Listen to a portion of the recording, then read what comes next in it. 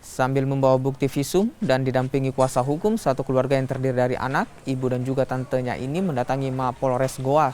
Ketiga korban melaporkan pasangan suami istri YS dan RY yang tak lain tetangganya sendiri atas dugaan penganiayaan. Kasus dugaan penganiayaan ini terjadi di kompleks perumahan Royal Spring, Kecamatan Sumbo Opu, Kabupaten Goa. Kasus ini bermula saat anak korban dan pelaku terlibat pertikaian, namun berimbas pada penganiayaan kepada para korban.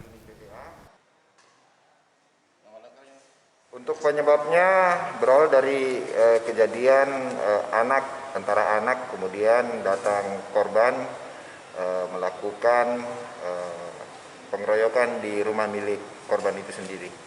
Terduga pelaku berapa orang?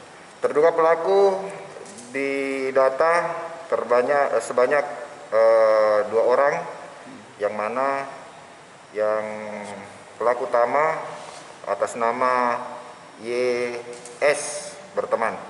Ya, pelakunya sudah diamankan atau belum, Pak?